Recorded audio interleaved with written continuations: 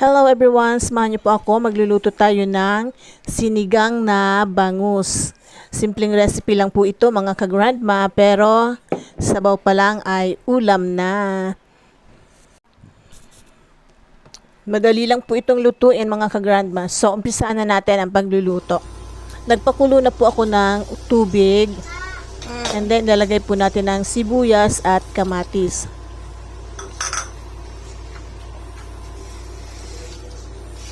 Isasabay na po natin ang okra at saka yung labanos dahil medyo matagal pong maluto ang labanos at okra.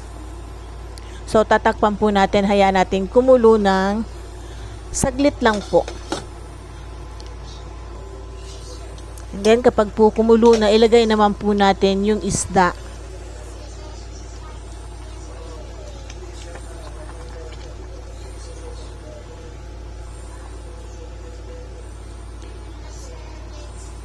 Tatlong slice lang po ito dahil kaming mag-asawa lang naman po ang kakain. And then ilagay na rin po natin yung pang-asim.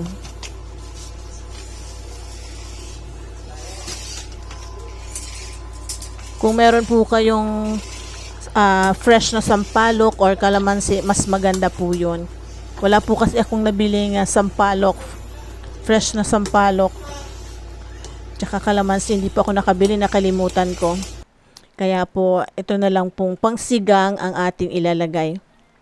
So, takpan po natin, hayaan natin kumulo ulit. Pag kumulo na, ilagay naman po natin ang siling haba, pati na rin po yung kangkong. Ganun lang po kabilis magluto ng sinigang na bangus.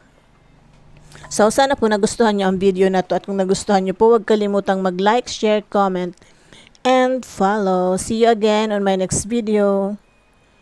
Thank you for watching.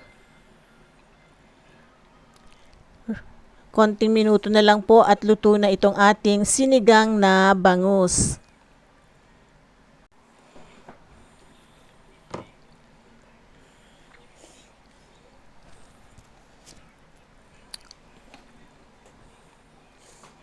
So, eto na po yung ating sinigang na bangus. Kainan na. Nasa ilalim po yung mga gulay. Pumailalim po yung mga gulay. Sabi ng asawa ko, nakalimutan ko daw ilagay ang mga gulay. Akala niya walang gulay. Sabi ko nasa ilalim. Ginawa kong base ng mga bangus. Thank you for watching. Bye. God bless everyone.